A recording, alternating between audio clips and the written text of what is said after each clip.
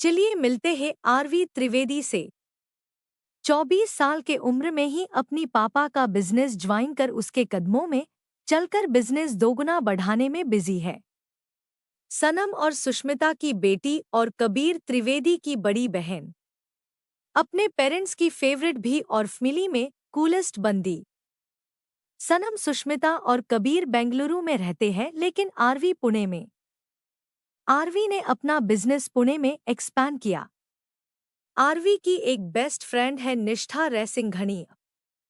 निष्ठा और RV LKG से साथ में रहे हैं। निष्ठा बेंगलुरु में रहती है लेकिन दोनों ऑलमोस्ट रोज एक दूसरे से बात करते हैं।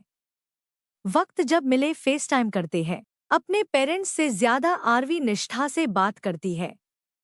अगर कभी बेंगलुरु गई तो रात को निष्ठा के साथ टाइम स्पेंड करने उसके घर जाती है। वहीं दूसरी ओर है वरदान रैसिंघनिया। एक क्रूएल और ब्रूटल बिजनेसमैन है। वो बिजनेस में किसी को बख्श नहीं देता और उसे जो चाहिए उसे हासिल करता। साथ ही वो निष्ठा का कजिन भी है। पुणे में रहता है।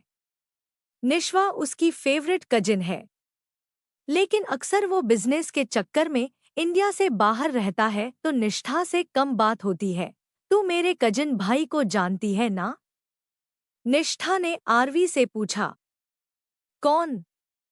आरवी ऑफिस के लिए रेडी होते हुए बोली। अरे वही यार वरदान। निष्ठा ने कहा। वो क्रूएल? आरवी ने पूछा। बोली हाँ वही। क्या हुआ उसे? आरवी अपना लिपस्टिक लगाते हुए पूछी। उसका जन्मदिन आ रहा है 2 दिन बाद।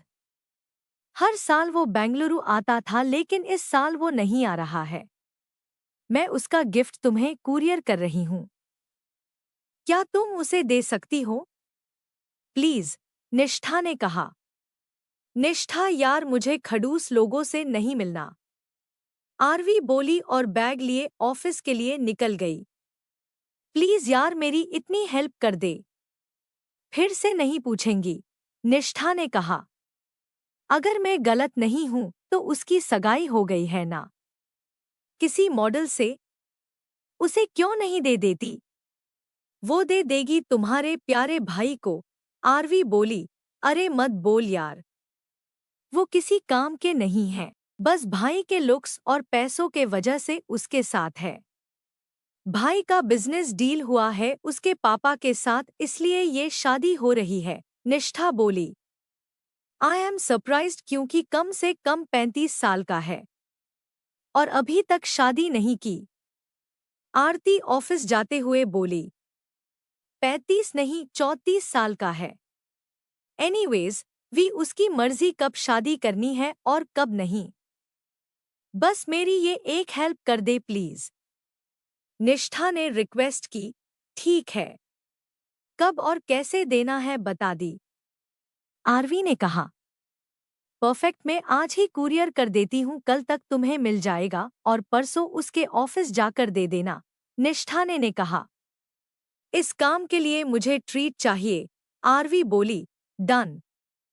तू जब बेंगलुरु आएगी दे दूंगी, निष्ठा फोन पर किस करते हुए बोली। आरवी फोन रख ऑफिस चली गई और अपने काम में व्यस्त हो गई। उसे याद भी नहीं था कि उसे वरदान से मिलने जाना है। अगले दिन जब उसे निष्ठा का कुरियर मिला तब जाकर उसे याद आया। वरदान के ऑफिस में कॉल कर उसका अपॉइंटमेंट लिया। अगले दिन ऑफिस जाने से पहले आरवी वरदान के ऑफिस गई। उसका ऑफिस पुणे के सबसे बड़े ऑफिसेस में से एक था। कम से कम 2000 लोग यहाँ काम करते थे। बाहर से पूरी बिल्डिंग कांच की बनी थी। कम से कम 40 फ्लोर की थी। अंदर आते ही बहुत बड़ा रिसेप्शन हॉल था और सिक्योरिटी भी। आरवी रिसेप्शनिस्ट से बोली वरदान रेसिपनी से मिलना है। जी आपका नाम? अपॉइंटमेंट लिया है? लड़की ने पूछा। हाँ, मेरा नाम आरवी त्रिवेदी है। अपॉइंटमेंट 10 बजे का है, आरवी के कहा। जी, top floor right side corner में उनका केबिन है। आप जा सकती है। लड़की ने कहा, थैंक यू, कहकर आरवी लिफ्ट से 40वें फ्लोर पर सबसे कोने में जा उसके केबिन का दरवाजा खटखटाया। आरवी दरवाजा खोल अंदर गई ही थी कि अंदर कुर्सी पर बैठा लैपटॉप पर कुछ करते वरदान ने कहा, नरेश, कितने देर से वेट कर रहा हूँ। फाइल कहाँ है? जवाब में आरवी ने कुछ नहीं कहा। वो बस वरदान को ही देख रही थी। वरदान ने अभी तक उसे देखा नहीं था, अभी भी लैपटॉप पर लगा था। नरेश, फाइल दो, वरदान ने बात दोहराई। चिढ़ते हुए आरवी उसके सामने जा खड़ी हुई और वरदान के टेबल पर निष्ठा का गिफ्ट रख दिया। वरदान की नज़र उस चीज पर गई। वो फाइल कम गिफ्ट ज्यादा लग रही थी। धीरे से नजर उठाकर देखा, सामने खड़ी लड़की क्रीम कलर की ट्राउजर, इनशेक किया हुआ ब्लू टॉप और हाथ में ब्लॉक ब्रांडेड हैंडबैग लिए खड़ी थी। जब वरदान की नज़र उसके चेहरे पर गई, अपनी भौएं उचका उसे देखने लगा। तुम नरेश नहीं हो, वरदान ने कहा, लेकिन उसे ऐसा लग रहा था कि वो इस लड़की को पहले भी देख चुका है। नहीं, मैं निष्ठा की फ्रेंड हूँ। उसने आपके लिए ये गिफ्ट भेजा है। हैप्पी बर्थडे, आरवी बोली। वरदान की नज़र गिफ्ट पर गई और फिर वापस उस लड़की पर। हॉट रेड लिपस्टिक लगा, हल्की मेकअप में इतनी खूबसूरत दिख रही थी वो कि वरदान की बोलती बंद हो गई। अक्सर लोग थैंक यू कहते हैं, आरवी ने कहा। सॉरी, थैंक यू, वरदान ने कहा। फिर बोला, आपका नाम क्या है? आरवी त्रिवेदी, आरवी बोली। आरवी त्रिवेदी। अब याद आया वरदान को कि वो कौन है। सनम और सुष्मिता त्रिवेदी की बेटी और निष्ठा की बचपन की फ्रेंड। वरदान 20 साल का था जब वो आरवी से मिलता। समर वेकेशन के दौरान जब वरदान निष्ठा के यहाँ रहने जाता, वो आरवी से भी मिलता। तब आरवी सिर्फ 10 साल की थी और वरदान के साथ खेलना उसे पसंद था। जैसे जैसे बड़े होते हैं, उनका मिलना भी बंद हो गया और बाद में बिजनेस में इतना व्यस्त हो गया कि फिर कभी आरवी से मिला ही नहीं। वरदान स्माइल करे बोला, हाय अरु। अरु नाम सुनकर आरवी की आंखें बड़ी हो गई, क्योंकि सिर्फ सनम और एक और शख्स ही था जो उसे अरु बुलाता था। वरदान रेसिंग घनिया, यानी वरदान को सब कुछ याद है। हाय वरदान, आरवी बोली। आओ बैठी, वरदान ने कहा। आरवी उसके सामने रखें, सीट पर जा बेटी। वरदान उसे ही चेक आउट कर रहा था। इन 4 सालों में आरवी और भी खूबसूरत बन गई थी। उसके चेहरे पर चमक और आंखें ही सबको अपनी ओर खींचती। वरदान अपना ध्यान हटाने लैपटॉप की ओर देखने लगा। मेरी शादी होने वाली है और मैं मुझे से 10 साल छोटी लड़की को ताड़ रहा हूँ। शर्म आनी चाहिए मुझे। मन ही मन वरदान खुद को कोस रहा था। आरवी की नज़र जब वरदान पर गई, वो भी उसे चेक आउट करने लगी। हल्का सांवला रंग, भूरी आंखें, सीधी नाक, शार्प जॉस, ऊंचा कद और ऑफ कोर्स अंदर उसके 6 पैक एब्स तो होंगे ही। अरे अरवी, शर्म कर। वो तुझे से 10 साल बड़ा है। उसकी शादी भी होने वाली है। आरवी मन ही मन खुद को डांटते हुए बोली, इतने सालों बाद मिल रहे हैं। How are you doing? Vardaan उसे देख बोला, मैं ठीक हूँ। बिजनेस अच्छा चल रहा है। अरवी स्माइल कर बोली, ये तो अच्छी बात है। फिर आप ट्रेवल भी बहुत करते होंगे, वरदान ने कहा। हाँ, करना पड़ता है, काम के लिए। बट मैं खुश हूँ, आरवी बोली। हूँ, वरदान ने कहा। निष्ठा ने बताया आपकी सगाई हो गई है। कॉन्ग्रेचुलेशंस, आरवी बोली। थैंक यू, वरदान में कहा। फिर दोनों शांत हो गए। आगे क्या कहना चाहिए दोनों नहीं समझ पाए। घड़ी देखते हुए बोली, मुझे चलना चाहिए, ऑफिस के लिए लेट हो रही हैं। श्योर, कीप इन टच, वरदान ने कहा और अपना कार्ड दिया। थैंक्स बोल आरवी ने उसका कार्ड पर्स में रखा और चली गई। केबिन के बाहर जा एक लंबी सांस लिए अपने दिल के धड़कनों को शांत करने लगी। अंदर बैठा वरदान भी माइंड डाइवर्ट करने अपनी एफी एंस को कॉल किया। दीपाली शर्मा इंडिया की टॉप मॉडल्स में से एक है। 30 साल की है, लेकिन अभी भी 20 के जैसे दिखती है। फिगर, चेहरा और हर चीज मेंटेन करके रखती है। उसकी शादी वरदान से होने वाली है कुछ ही महीनों में, लेकिन डेट अभी सेट नहीं किया। फिलहाल दीपाली पेरिस में फैशन शो में बिजी है। वरदान का कॉल आने से अपने रूम से बाहर निकली और बात करने में बिजी हो गई। हे बेबी, दीपाली की आवाज सुन वरदान का मूड ही खराब हो जाता। वरदान को दीपाली ऊपर से नीचे फेंक लगती, लेकिन बिजनेस के लिए वो कुछ भी करने को तैयार है। वरदान ने उसे HII कहा और दोनों बातें करने में बिजी हो गए। वहीं दूसरी और आरवी ऑफिस में काम करते करते खो जाती। उसे बार बार वरदान का चेहरा याद आता। क्लाइंट के साथ मीटिंग में थी जब उसका फोन बजा। मैसेज निष्ठा का था। थैंक यू कहने के लिए मैसेज किया था। उस मैसेज को देख आरवी वापस वरदान के ख्यालों में खो गई। शाम को घर लौटी। कुछ देर अपनी माँ से बात की, फिर पापा से। आरवी, शायद तुम्हें काम से कुछ दिन दुबई जाना होगा। आरवी के पापा सनम ने कहा। वो नए प्रोजेक्ट का काम?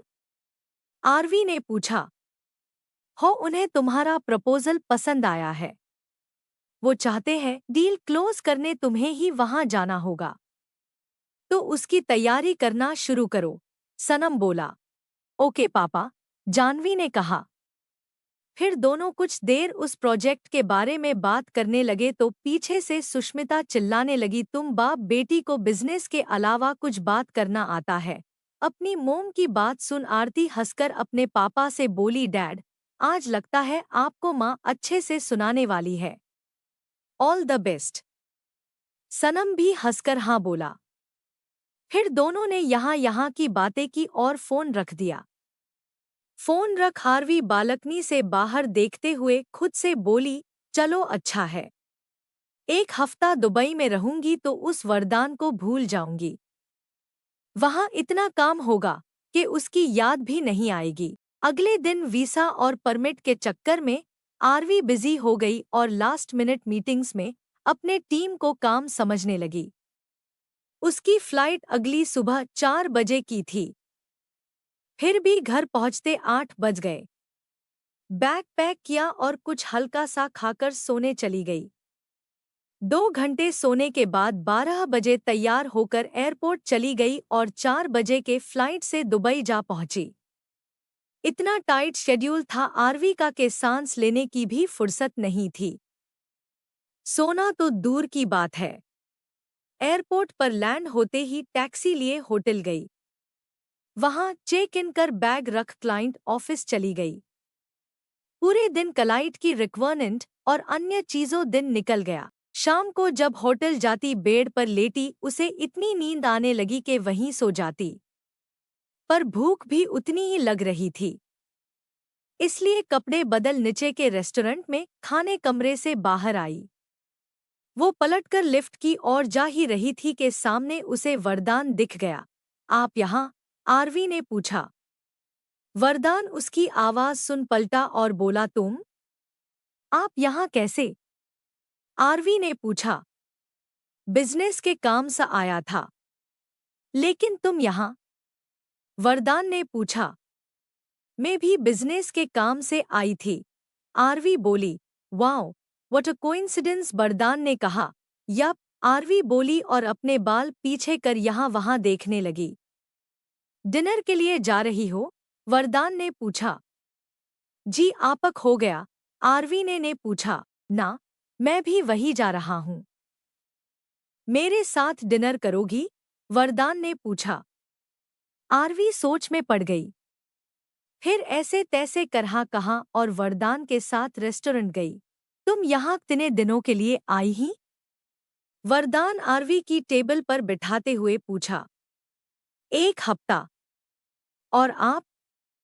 आरवी बैठते हुए बोली, मैं यहाँ 10 दिनों के लिए आया हूँ। वेल, अच्छी बात है, इस अनजान शहर में मैं किसी को तो जानता हूँ। वर्ण हमेशा अकेला ट्रेवल करता हूँ, वरदान ने कहा।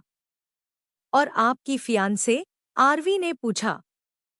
किसी फैशन शो के लिए पेरिस गई है, वरदान ने कहा। तभी वेटर आया और दोनों का ऑर्डर ले गया। देखते ही देखते आरवी और वरदान बातों में खो गए और एक दूसरे के साथ कंफर्टेबल फील करने लगे। वरदान के साथ वक्त कैसे गुजरा जारी का पता ही नहीं चला। उसके बाद चीजें शेयर करना आसान था। वरदान भी आरवी से बात करते वक्त के बारे में भूल गया। जब उसकी फोन बजने लगी तब उसे ख्याल आया कि लेट हो रहा है, हमें चलना चाहिए। वरदान ने कहा। हाँ, आरवी ने बिल मंगवाया। दोनों ने हाफ हाफ कर पे किया और लिफ्ट से ऊपर चले गए। गुड नाइट, वरदान आरवी को उसके कमरे तक छोड़ते हुए बोला। गुड नाइट, आरवी बोली।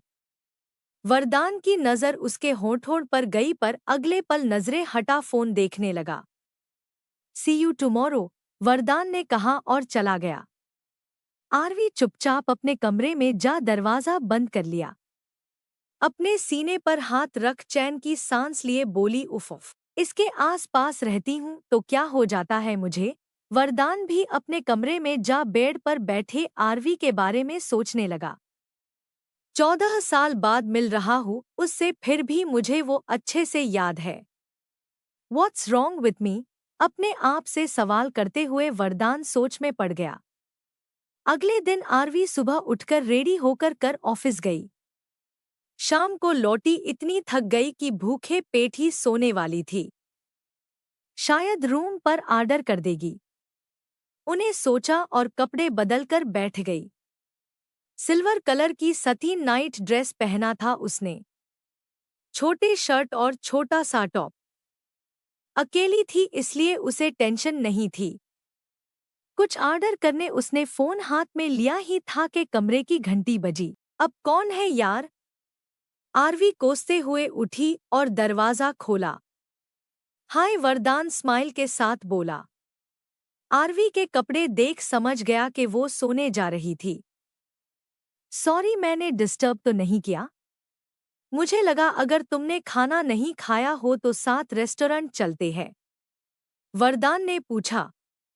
नहीं, खाना तो नहीं खाया है, लेकिन हिम्मत भी नहीं हो रही नीचे जाने की। बहुत थक गई हूँ, आरवी ने कहा और वरदान की स्माइल चली गई।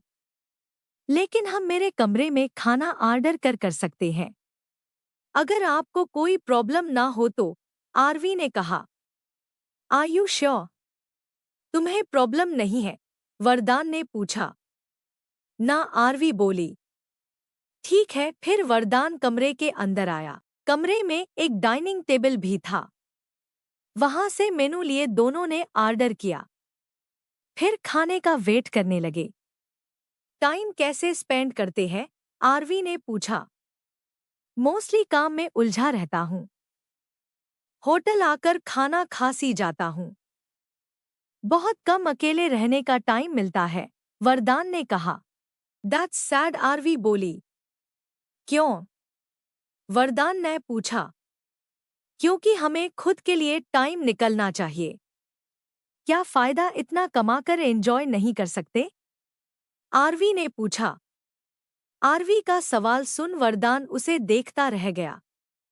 वरदान कॉलेज के बाद से एक छुट्टी भी नहीं ली, कोई वेकेशन, यहाँ तक कि किसी के शादी पर भी नहीं गया, सिर्फ काम करता रहा।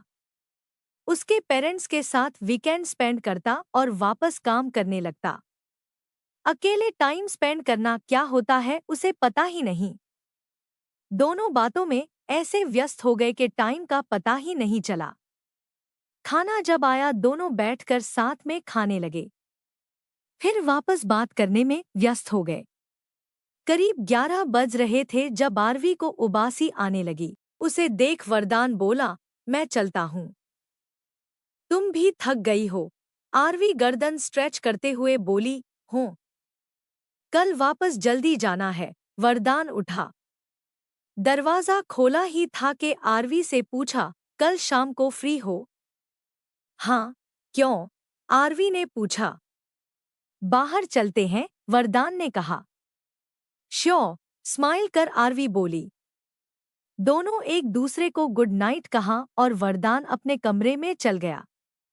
आज तक कोई भी लड़की इतनी स्पेशल नहीं थी कि वरदान उसके बारे में घंटों सोचे। लेकिन आज आरवी के सपने उसे रात भर सोने नहीं दिए। उसकी खुद की फियांसे भी उसे इतनी अफेक्ट नहीं करती जितनी आरवी कर रही है। आरवी तो बेड पर लेटते ही सो गई। अगले दिन क्लिनेट के ऑफिस में पूरा दिन निकला। शाम को जब होटल वापस आई उसने वरदान को मैसेज किया, आप जब होटल वापस आ जाए मैसेज कर देना। मैं तैयार हो जाऊंगी बाहर जाने।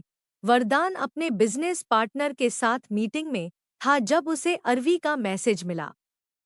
यूं तो वरदान अपना फोन साइलेंट पर रखता है, अगर कोई कॉल या मैसेज आए उसे इग्नोर कर मीटिंग कंटिन्यू करता है। लेकिन जैसे ही आरवी का मैसेज आया, वरदान की नज़र मैसेज पर गई। उसके चेहरे पर स्माइल आ गई। फिर अपनी मीटिंग जल्दी खत्म कर होटल के लिए निकल गया। रास्ते में आरवी को मैसेज किया, फिर रूम पर जा कपड़े बदल लिए। बहुत दिनों बाद वरदान शर्ट और जीन्स पहन बाहर जा रहा था। वैसे तो सिर्फ फॉर्मल्स पहनता था क्योंकि हमेशा उसे बिजनेस के सिलसिले में बाहर जाना होता। लेकिन आज आरवी के साथ बाहर जाने के लिए उसने वाइट शर्ट और ब्लू जीन्स पहना। आरवी एक सिंपल सा फ्रॉक पहन तैयार बैठी थी जब रूम की बेल बजी। दरवाजा खोला तो सामने वरदान खड़ा था। आरवी उसे देखते ही रह गई। इतना हैंडसम दिख रहा था वो कि आरवी के दिल की धड़कनें तेज हो गई। चले? वरदान ने पूछा। हो, आरवी बोली और उसके साथ चली गई। वरदान ने दोनों के लिए लीमो यूसाइन बुक कर रखा था। वरदान ने आरवी को उसकी फेवरेट रेस्टोरेंट ले गया। जब भी दुबई आता हूँ एक बार यहाँ खाने आ जाता हूँ। आरवी उस रेस्टोरेंट के इंटीरियर्स देख हैरान थी। आरवी भी कई रेस्टोरेंट सज गई है लेकिन ऐसा कुछ उसने पहली बार देखा था। आरवी को टेबल पर ले जा पहले उसे बिठाया फिर बाद में उसके सामने खुद बैठा। दिस इज ब्यूटिफुल, आरवी बोली। यू आर, वरदान ने कहा। आरवी उसे देख शर्मा कर बोली, थैंक यू।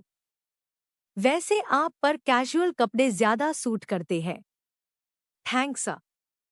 यूजुअली ऐसे कपड़े में कम ही पहनता हूँ, वरदान ने कहा। तभी वेटर आया और दोनों का ऑर्डर लिए चला गया। वरदान आरवी के बारे में पूछते हुए उसे जानने की कोशिश कर रहा था। ऐसा क्या है आरवी में जिसके वजह से वो उसकी ओर खिंचा चला जा रहा है, वो खुद नहीं जानता। लेकिन इतना पता था कि वो आरवी की ओर अट्रैक्ट हो रहा था।